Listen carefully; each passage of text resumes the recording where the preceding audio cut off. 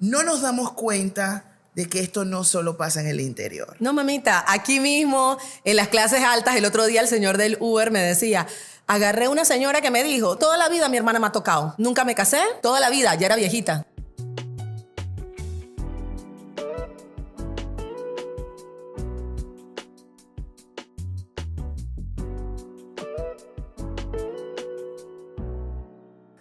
Hola, nuevamente bienvenidos, bienvenidas y bienvenides al podcast para que rompamos el silencio. Estamos trabajando en esta propuesta.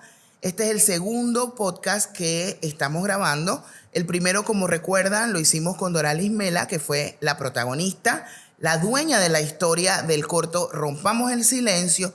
Y con estos podcasts queremos estar educando a las personas para que conozcan que esta propuesta no se quede solamente en ver un corto, sino entender también las historias de primera mano y además conocer a otras personas que nos han apoyado muchísimo en el proceso de hablar del tema, llegar a las personas. Y hoy tenemos con nosotras a Sharon Pringle. Amiga querida, bienvenida. Hermana, gracias por la invitación, un honor de la vida. Sharon, nosotras ya hemos trabajado juntas en este proyecto. Muchísimas gracias por sumarte, por creer en él. Venimos de espacios de trabajo comunitario, pero tu compromiso va más allá de solo dejar una capacidad instalada. Yo quiero que me cuentes un poquito de qué haces, que hagas tu propia presentación, que la gente sepa que hay otras formas posibles de trabajar también los temas de el miedo, de la educación, porque estos espacios son para educar. Estos podcasts no son solamente vamos a echar un cuento, sino utilicemos estas historias para trabajar nuestro ahora y aprender a cómo caminar hacia el futuro sin tanto dolor. Sharon, ¿quién eres? Soy tu hermana. Un abrazo grande en este podcast y gracias por el café, qué delicia. Y decirles que Sharon Pringle Félix es un cuerpo afroindígena, siempre por encima de todo, y agradezco al vientre de mi madre estar acá. Soy periodista de profesión, radialista, y en la vida me fui formando como educadora popular y feminista. Ahora me enuncio como educadora popular feminista.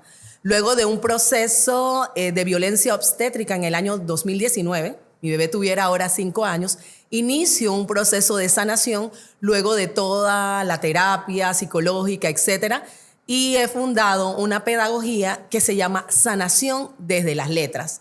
Entonces, desde allí ha salido como 2 productos. El primero, el poemario La Generación del No Llores, que es latinoamericano, ya está en varias partes de Latinoamérica, ha sido presentado. Y además de eso, la Fundación Épica, pueden buscarla en Instagram, Épica Fundación, y desde allí trabajamos con mujeres en comunidades. Sharon, tú nos acompañaste en el primer conversatorio. Tú has trabajado con prevención de violencia, pero ahora que lo mencionas, tú has vivido la violencia.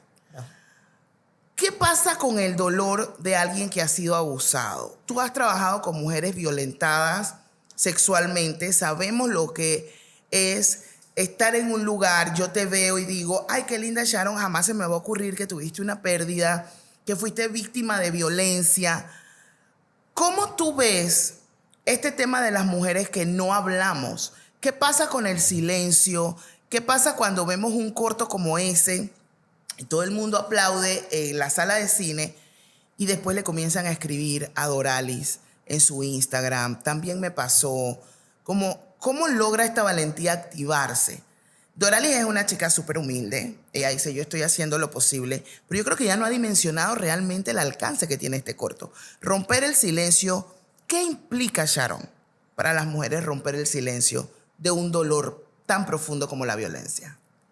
Sí, entender primero que cada cuerpo, cada cuerpa, como le llamo yo, femenina, es un territorio. Y para mí, yo soy formadora política, es el primer territorio político. ¿Qué quiere decir esto de que es el primer territorio político? Quiere decir que esa cuerpa siente distinto dependiendo del contexto donde nace. O sea, no es lo mismo la Samira que yo conocemos a Sharon, que viene de un contexto que no es urbano, ¿verdad? Que soy una mujer afroindígena. Entonces, cada sentimiento es distinto, cada emoción. ¿Qué pasa con esto de romper el silencio? Muchas veces pensamos que todas las mujeres somos iguales y entonces tenemos ese común denominador. Todas somos iguales. Pues no todas somos iguales.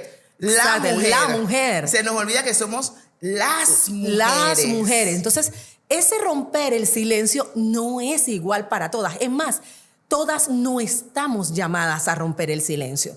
¿Cómo puedo ayudarme a mirarme? Y cómo nada más con decir voy a ir a terapia puede ser retador, porque no todo el mundo puede ni pagar terapia, ni tener el valor de ir a terapia, porque hay todo un estigma sobre eso. Muchas veces el consejo es los 3 meses de terapia o a las que se le extiende un poquito más el ciclo del duelo y todo esto. Y cuando terminas la terapia te das cuenta que algo falta, que fue mi caso, ¿verdad? Tú sientes, bueno, terminé la terapia, no está mal, pero algo faltaba. El ser humano no solamente es mente, cuerpo, también es espíritu. De hecho, en poblaciones como la panameña, que somos afroindígena, campesina, tenemos una espiritualidad muy a sabor allí, ¿verdad? Entonces, hay un sistema que como que obvia esa parte. Ay, yo puedo ser feliz, hazlo tú misma, tú sola puedes, y luego todas estas motivaciones que te vende este sistema. La maestra Ochi Curiel, en su tratado, que es un artículo que hace... Amo a Ochi. Todas amamos a Ochi, es la maestra Ochi Curiel a quien he entrevistado. Y Ochi habla de hacer todas estas reflexiones a la luz de la clase, del género, del sexo, de todos esos, de la raza, pero raza visto desde un punto de vista más político. ¿Por qué? Porque si no lo hacemos desde allí, podemos caer en estas motivaciones. ¿Qué hacemos? El sistema te llama a una motivación que te tienes que dar vos porque vos solita te puedes curar. Claro, sabemos científicamente que el cuerpo se regenera, pero a mí me gusta abrazar el concepto de la madre África, de la matria África. Y desde Alquebulán, que es el nombre originario de África, sí, decimos el concepto comunidad. ¿Qué quiere decir el concepto comunidad? Yo puedo sanar, pero si yo te agarro y siento tu dolor, sanamos juntas más rápido. Eso me encanta. Y eso es un principio feminista, pero no desde esta visión teórica, sino desde la realidad de las mujeres. Claro. Maternar juntas, sanar juntas, sentirnos en compañía. Claro. Eso hace una gran diferencia. Y yo creo que eso es una diferencia entre sanar comunitariamente y tener a un terapeuta o un coach que está del otro lado y que te está guiando sin necesariamente... Que no está mal. Claro, que no está mal, que es necesario para la mente, pero que no necesariamente va a sanar el espíritu. Hay estadísticas internacionales que hablan que más del 70% de mujeres en algún momento de la vida han sufrido un tipo de violencia sexual. Ahora bien, de ese 70% se habla de que hay otro porcentaje que nunca lo va a hablar. Y eso lo tenemos que tener bien en claro. No lo va a hablar. Hay gente que no lo va a hablar. Hay gente que lo olvida, Sharon. Por supuesto. Es real, porque a veces la gente dice, ¿cómo no lo sabe? ¿Cómo se está haciendo la loca? Pero realmente esto de bloquear es un proceso también de autoprotección. Por supuesto, y hay que tener claro de dónde viene esto. Estamos en un sistema patriarcal, donde la concepción es que el poder emana del hombre. Esto que trae en el ámbito, por ejemplo, no urbano, de donde vengo yo, más campesino, cuando La Chorrera era campesino y todas estas comunidades, que no se te caiga la cédula, por favor. Por favor, sí.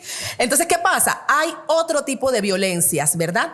Otro tipo de violencias que yo no diría, porque en estos días que estaba la niña del cepo, que la tenían en el cepo, la gente hablaba todo un tema, y la gente, sí, pero es que a la niña urbana también vive cosas. Yo he visto niñas en las comunidades urbanas donde estoy trabajando que vienen con unos correazos que hasta que está morada la piel que está en las piernas. Entonces queremos pensar que quienes no somos de zonas urbanas somos más violentos. Ay, no, sufrimos más violencia. No, violencia es violencia. Hasta la clasificación de la violencia tiene clase. Entonces mi violencia es menos violenta y es más aceptada porque te pego y te golpeo con instrumentos modernos urbanos y no con el cepo. A veces me da un poco de tristeza y yo ahí sí como que callo para no decir otra cosa cuando veo que queremos comparar como nuestras violencias de si tú estás en esta clase o no. A mí me parece que la violencia es violencia. Sí, ¿sabes por qué? Mira, en el corto hablamos de una historia de abuso que el otro día estuvimos trabajando con unos niños y cuando presentamos el corto, porque esto también lo pueden ver niños y niñas, gente. O sea, es importante que sepamos que el corto no tiene nada pornográfico y cuando hablamos de abuso sexual siempre queremos como evitarlo. Pero básicamente es educación para que los niños y niñas puedan romper el silencio y no lleguen a esta edad adulta con todos los traumas que traemos las personas que hemos sido víctimas de abuso. Y estos niños de 6, 7 años me decían, pero no la violó. No la violó porque no hubo penetración. Entonces me da risa porque entonces vienen esta gente conservadora a decir que no hay que hacer educación sexual porque no podemos usar estos lenguajes con los niños. Pero yo tengo, la mayoría de esos niños me estaban hablando de violación, de penetración. Y yo noté cuando uno de los niños, bajito, chiquitito, dijo, es que invadió su intimidad. Y él bajó la cabeza. Yo identifico el abuso porque yo vengo de trabajar con estos elementos. Pero no puedo llegar donde este niñito porque eso abre una caja de Pandora. Bueno, ya lo sabemos, estamos trabajando este proyecto de la mano con terapeutas, que también te incluye, pero esta parte psicológica que puedan contener estas emociones. Pero la gente dice, no, hay un niño que dijo, es que eso pasa en el interior. Porque el corto cuenta la historia de Doralis que está en el interior, ¿no? Y además en ese interior que es como el interior del interior. Porque ella dice que ese es un pueblito. Y la gente dice, eso le pasa a los pobres. Eso pasa en los lugares donde la gente está como aburrida, donde hay alcoholismo, pero hay alcoholismo en todas las esferas. Lo que pasa es que el alcoholismo está bien visto. Mira que hasta en las novelas y en las películas, en el momento que hay una conversación importante de socios, de empresas, de lo que sea, una visita que vamos a tener, alguien llega y clac, se sirve un whisky. Se sirve un trago. Entonces, no nos damos cuenta de que esto no solo pasa en el interior. No, mamita, aquí mismo, en las clases altas, el otro día el señor del Uber me decía, agarré una señora que me dijo, de una clase alta, no vamos a decir la zona, y dice que dijo, toda la vida mi hermana me ha tocado. Nunca me casé, toda la vida, ya era viejita. Y son cosas que a veces pensamos que solo es un estrato social. Y la señora tenía, qué sé yo, más de 70 años. Toda la vida, pero como es un estatus social y había que sostenerlo, a lo mejor el silencio en la familia y así en las comunidades la gente te va diciendo casos de gente con la que trabaja en otras familias. Los silencios en las clases sociales va aumentando y hay unas cosas que jamás vamos a saber porque el tema económico en la clase tiene mucho que ver con el silencio también. Entonces yo creo que lo que debemos hacer es no estigmatizar el silencio a una clase. Porque sí, ahí nos puede salir muchos monstruitos. Y yo sí, acabaste de decir algo que es muy sano. Cuando se tratan este tipo de temas, tenemos que ser gente muy seria. Vamos. Aquí hay una proliferación en redes sociales. Yo estudio TICs enfocadas al aprendizaje. Tenemos que ser serios porque aquí en TikTok cualquiera sale y quiere decirte motivacionalmente qué debe hacer, porque le funcionó o tal. Todas las personas y los cuerpos somos diferentes. Y yo veo haciendo gente usando algo que allá porque cree que le funcionó acá y tal. En estas cosas hay que ser muy serio. Lo que te funcionó a vos no necesariamente me va a funcionar a mí. Entonces, hay una proliferación. Claro, no hay procesos de sanación empaquetados, ¿no? No lo hay. Yo sí quiero ser aquí como, bueno, yo siempre digo cosas que a la gente le incomodan, es parte de mí. O sea, eso me hace trendy. Soy un trending topic porque todo el mundo habla de lo cruel y dura que soy. Pero, gente, psicólogo es psicólogo, terapeuta es terapeuta, coach de vida es otra cosa. Un coach no te va a hacer terapia. Un coach te puede empoderar, te puede motivar, te puede dar herramientas para el desarrollo personal. Pero un coach no sana. No. Un coach no te libera del trauma. Para eso hay gente que estudia, se llaman psicólogos, psicólogas, psiquiatras, sanadores comunitarios. Trabajadoras sociales, maestros especializados en atención de niños y niñas. Entonces, no mezclemos las cosas, tengamos cuidado con eso. Tú has desarrollado una metodología a partir de tu propia historia que nos estabas contando y te dije, queremos entender. Hacemos el proceso, que me encanta porque los procesos de sanación son complejos, los seres humanos lo somos. Sí está la parte espiritual, sí está la parte psicológica. No pueden ir divorciadas una de otra. Todo tiene que ser complementario. Pero esta parte del yo, Sharon, esta parte en donde yo puedo conversar conmigo, tengo que entenderme yo y que no voy a ir a contar esto otro, porque siempre hay cosas que los seres humanos, sobre todo las mujeres, nos guardamos. Porque a las mujeres nos han socializado desde la culpa, desde la vergüenza, desde el exceso de responsabilidad de cargar con otras personas. Y estos silencios vinculados al abuso sexual, creo que tienen que ver con la responsabilidad de salvar la familia. De que nadie se aloque, de que nadie sepa que fue mi primo y el día que lo saben, ¿cómo le haces esto a la familia? ¿Cómo le haces esto a tu abuelo? Sí, pero ¿cómo mi abuelo me violó? Bueno, pero ¿cómo vas a...? O sea, es como que si las mujeres tenemos que utilizar ese silencio para salvaguardar la familia a costa de nuestra muerte emocional. Entonces yo quiero conocer un poco de tu metodología, de dónde nace, cómo se te ocurre. Claro, son elementos que uno va aprendiendo en el tiempo, pero que tú lograste identificar como ese romper el silencio con una misma. Claro. Primero que soy escritora, entonces eso ayuda, ¿no? Hago poesía, nunca he tomado un curso de poesía, me salió innato de esas cosas que uno trae. Mi mamá era profesora de español y comienzo a ir anotando, como todo lo anoto en la vida, comencé a hacer un diario, porque luego de mi pérdida de la bebé, yo me separo del papá de la bebé. Citlali. Sí. Entonces yo me separo, ¿verdad? De mi pareja y entonces eso era un doble duelo. Entonces escribí mucho en ese periodo. Escribí mucho, ahí sale mi libro, que la editorial es hondureña. Y ese editor me fue llevando él me decía, tu poesía se ha gestado en espacios políticos, ¿verdad? Y tú eres educadora popular feminista. Cada poema que está en ese libro contenido, La generación del no llores, tiene como una historia que la gente piensa que son mías, pero realmente son historias también que me han compartido con un poquito mío y ya hay más de mí, pero con una mezcla de un poco. Amo el nombre, La generación del no llores. Del no llores. Es lo que justamente acabamos de explicar. No llore. No llores. Cállese la boca. Sí, sigue adelante. No busque problemas. Sí. No llores es el silencio Exacto. que queremos romper. ¿Qué pasa? El libro es como un manual de trabajo. Nosotros se lo damos a las mujeres en las comunidades. No se vende. El libro se dona. Las personas donan el libro y lo dedican. No sabes a quién se lo vas a dedicar, pero lo dedicas. Es súper lindo porque la gente lo dona, lo ponemos en una cesta, tal. Y cuando vamos a las comunidades, la persona... Llega un momento donde hacemos una introspección, ¿verdad? Un trabajo de introspección con una técnica que yo aprendí con el maestro Shivagan Internacional en el curso de Libérate del Dolor, un curso extendido. Y desde ahí aprendemos primero a sentirlo, a sentir. Tú tienes que reconocer lo que tú sientes primero. Si no sabes qué sientes, ¿qué vas a sanar? No sabes qué vas a sanar. Sí, y como no nos han enseñado nada sobre las emociones. No, y no llores y no sé qué. Entonces, muchas mujeres lloran. Es más, en las formaciones todas las mujeres lloran. Es muy raro que una mujer no llore. Y lo hacemos, lloran. Luego vamos a la parte de la creación literaria, que yo no le llamo escritura creativa como está tan de moda por ahí.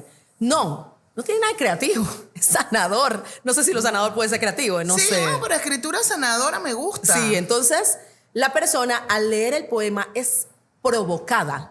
Hay un poema que se llama Carta de una hija rebelde a su padre. ¿Sabes? ¿Tienes ideas cuántas personas? Yo he estado en diferentes países. Me han dicho, tú estás hablando de mí, incluso hombres. Ese es mi papá el que decía eso. Sí, porque además la generación del no llores está la generación y están las víctimas del no llores. Por supuesto. Y yo creo que una de las primeras víctimas del no llores son los hombres en este sistema Por machista. supuesto. Y es bueno que lo digas. Y hombres que han sido abusados sexualmente Claro, como niños. claro. Y que además ahí no solo pesa la vergüenza y el silencio social, sino la vergüenza del macho, en donde el abuso sexual está asociado directamente a fragilidad, homosexualidad. No, yo no lloro, no me duele, no pasó, me estoy haciendo más hombre. No solamente hay abuso. Sobre todo los hombres gay, Sí. trans, a mí se me acercan y me dicen, Sharon, tienes que hacer algo con nosotros, nosotres. Es que los lo hombres necesitamos. son las víctimas del no llorar. Claro. Hay una castración emocional con ese Terrible, silencio. terrible. Entonces, luego de toda esa provocación, les doy ciertos tips por medio de la pedagogía de la pregunta de Paulo Freire y a través de preguntas provoco que hagan poesía. A nosotros el sistema tradicional nos ha dicho que quienes hacemos poesía somos la gente que ganamos premios, tú sabes. Y que llevan una métrica. Hay una academia y una cosa. Y utilizamos verso libre. Entonces la gente comienza a tirar poesía y mucha gente se me ha acercado y me dice, yo jamás pensé que iba a hacer una poesía. Bueno, porque a este sistema no le interesa que vos comiences a hacer una poesía, claro, ¿verdad? Y incluso a mí hay gente que se me ha acercado y dice que esta gente nunca va a ganar un premio. Puede ser que no, pero va a sanar. Eso sí es claro. Sí, pero eso también es importante, definir cuál es el objetivo de lo que estoy haciendo, ¿no? Exacto. Estos programas, estos podcasts son para educar y también para sanar y también para encontrar respuestas, orientarse a buscar ayuda. Hay podcasts que son de entretenimiento, hay podcasts que son políticos para hablar de los partidos, de los candidatos. Entonces, así mismo es como el objetivo. Estoy haciendo esta escritura para ganarme un premio, quiero ser esta poeta, ¿no? O quiero sanar este dolor. Escribir sana, Sharon. A veces los terapeutas, los grupos de autoayuda, todo el mundo te dice, escribe una carta, haz una nota, escríbele a tu papá, escríbele a tu mamá, escríbele a tu niña interior. ¿De verdad escribir sana? Escribir es romper el silencio. Escribir es romper el silencio. Pero ojo, al hablar de sanación, no podemos estar abriendo heridas como quien abre un libro. No se pueden estar abriendo heridas. Hay una caja de Pandora peligrosa ahí. Cuidado. Entonces, en las formaciones de épica tenemos contención. Últimamente lo hemos estado haciendo más con un abrazo a la gente de la Asociación de Trabajo Social de Panamá, con quien trabajé en Relaciones Públicas hace muchos años, y tenemos una alianza en Panamá Oeste, y ellas no solo hacen las evaluaciones de las mujeres sociales, sino que nos ayudan en la contención. Porque uno piensa que nada más son los psicólogos. No, las trabajadoras sociales tienen una experiencia profundísima y no se puede estar abriendo heridas. Yo veo una cosa que estoy viendo mucho por ahí, que hay gente como tirándose a hacer talleritis, que cada quien hace lo que puede con la vida. Pero temo un poco, y esto lo aprendí con mi hermana Delia en Las Mélidas, en El Salvador, de la organización Las Mélidas. Uno tiene que tener mucho, ella es una ex guerrillera, ella me decía, Charito, uno tiene que tener mucho cuidado con estar abriendo heridas. Claro. Porque uno comienza a abrir heridas y si no cierras el proceso o no tienes las herramientas para cerrar el proceso, mira, tú no sabes la úlcera que puede quedar allí. Porque ya provocaste eso y si no lo cierras. Entonces, ¿qué pasa? Mucha gente se sorprende cuando yo detengo la formación porque una mujer está llorando. Yo la detengo. No me interesa si el programa se atrasa y hay que hacer otra formación, pero se detiene. Todos lloramos, todos sufrimos eso, todos vemos, todos somos comunidad como somos en África, ¿verdad? Porque no es solamente un tema de, lo hacemos terapéutica, y a veces la gente que va a dar contención le toca aprender y me dicen, profesora, usted sabe más que yo que soy terapeuta. ¿Por qué? Porque he aprendido. Dice que sabe más uno por edad que por el tema. Sí, la experiencia mata tiempo. Exacto, porque a veces tú piensas, tengo mi profesión. No, y me dicen, profesora, eso que usted hace, eso es más sabio que lo que yo hago. Tal. Y me dice, yo quiero aprender de usted. Entonces, pero eso se aprende con el tiempo, con mucho también error que cometemos en la vida. Y yo, a veces, cuando veo a las personas haciendo esos talleres, que ahora como que la palabra sanación se puso el eufemismo del momento, yo callo, respeto, pero también me temo un poco porque veo que comienzan a abrir heridas. Y se termina el taller, chao que te vi, no hay un seguimiento psicológico. No hay contención emocional. No hay contención, ni siquiera legal. Entonces yo quedo como, wow, están abriendo cosas y quedan ahí haciendo tallercitos y tienen acceso a ciertos, qué pena lo que voy a decir, a ciertos temas económicos que no tenemos mucha de la gente que estamos con esto seriamente trabajando. Vos sabes, Samira. Sí. Y esto es serio. Sí, entiendo lo económico. Sí, esto es serio. Trabajar el tema de sanación es serio. No es que te paras un día, qué lindo, quiero hacer un taller y tal. Esto es serio. Abrir heridas, ¿verdad? No es una cosa. Mira que esto es lo que estamos haciendo, como dije al principio. Nosotros estamos haciendo un proceso que no es solamente, como dice hacemos el corto, lo tiramos, abusaron de alguien y nos fuimos. Exacto. Cada vez que hemos presentado el corto, y te acuerdas la primera vez, sí, gente que se levantó y que dice, yo nunca lo he dicho, pero hoy me siento con la valentía. Gente que le ha escrito a Doralis aparte, gente que nos ha escrito a Simuf. Entonces decimos, a ver, que las personas realmente no las podemos dejar como qué lindo fue el corto. Entonces, aquí venimos con esta serie de podcasts para explicar. Y parte de esto que dices de lo económico es que queremos seguir el proceso. Claro. Y ahí es donde decimos, bueno, nosotros necesitamos fondos, necesitamos que la gente se comprometa, necesitamos que las instituciones públicas se comprometan, necesitamos que si no es solo dinero, que gente que quiera donar su tiempo y su trabajo para hacer más de estos podcasts, para explicar, para ir a las comunidades, a los conversatorios cuando hacemos las muestras del corto, para hacer más cortos. Hay gente que ha tomado el valor de romper el silencio y queremos seguir haciendo cortos con historias reales de personas que quieren hablarlo, ¿sí? Pero eso que dices, no es solamente te muestro la película, nos comimos las palomitas ahí en la proyección y nos fuimos, sino hacer todo un proceso educativo, y a eso es lo que estamos apostando aquí. Yo por eso te agradezco muchísimo que vengas y nos cuentes esta historia. Ahora, ¿por qué es importante que iniciemos los procesos de lo que sea con sanación? Primero me voy a dirigir a usted que nos está viendo, que nos está escuchando.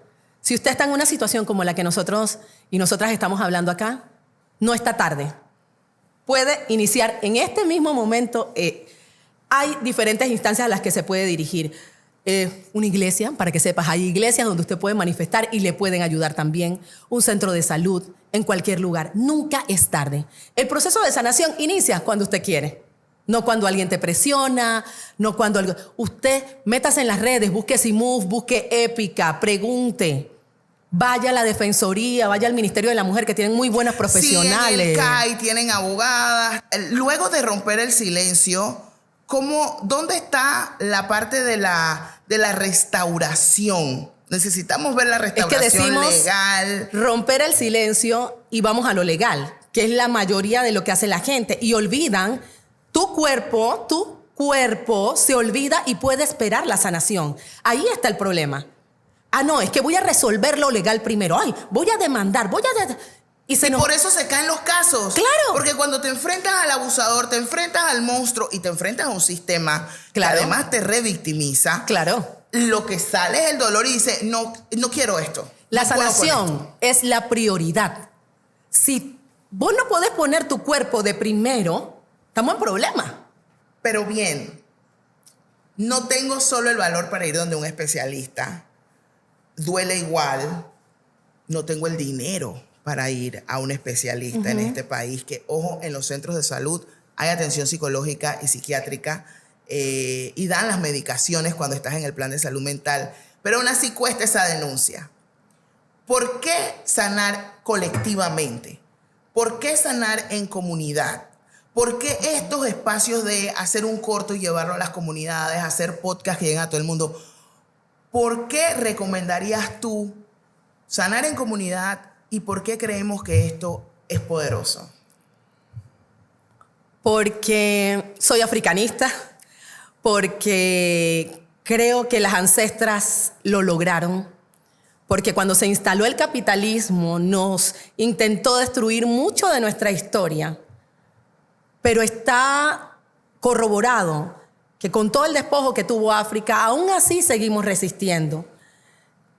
Este capitalismo nos quiere instalar que somos enemigas.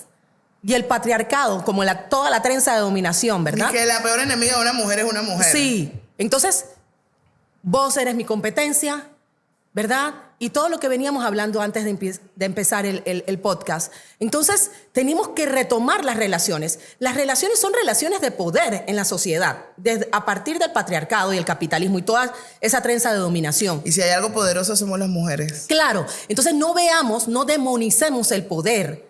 Hay un poder colectivo de las mujeres que puede transformar esta realidad.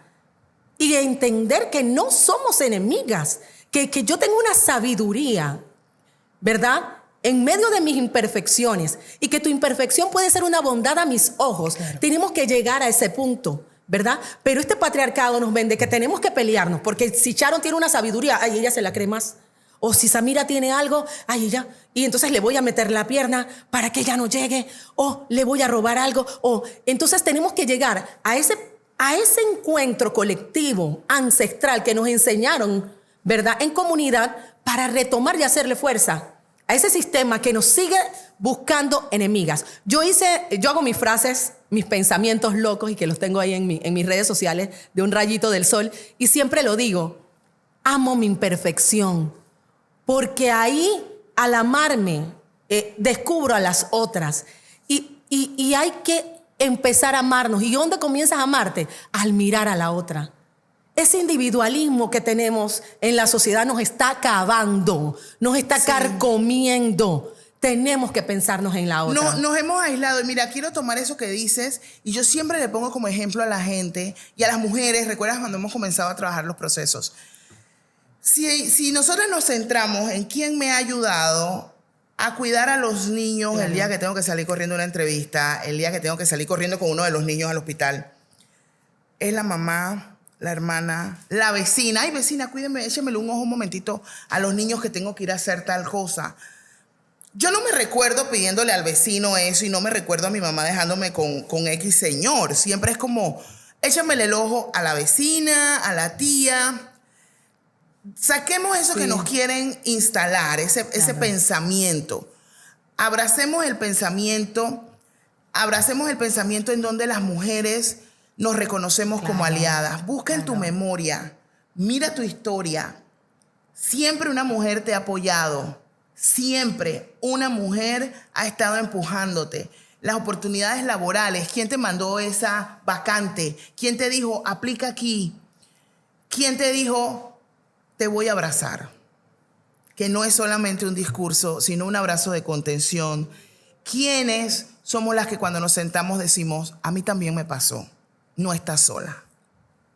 Eso es lo que queremos con este espacio.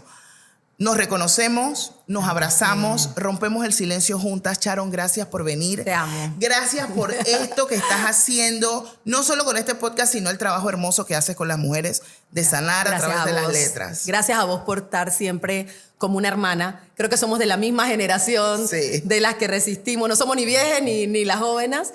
Y es un honor de la vida este podcast, de verdad, a donde lleguen y que pueda lograr el objetivo. Gracias, Sharon.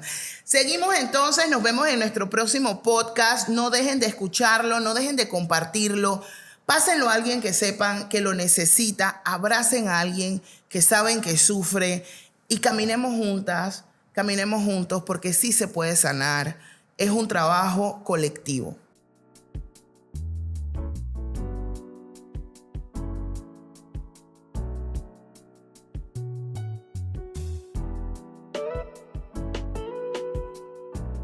Recuerda también que si nos quieres acompañar en estos procesos educativos y de sanación, nos puedes escribir a CIMUV si necesitas orientación en las redes @CIMUV Panamá, Twitter, Facebook, Instagram. Nuestra página es cimuv.org. También puedes escribir a Soy Cool Top si nos sigues, puedes escribirle a Doralis, puedes escribir un rayito de sol. La idea es que tengas un lugar a donde ir. Necesitamos apoyo, necesitamos donantes, necesitamos amigues para seguir haciendo estos cortos, estos podcasts. También tu palabra nos ayuda. También romper el silencio lo podemos romper en estos espacios. Por favor, contáctanos, síguenos y recuerda, dale un abrazo a quien creas que también lo necesita.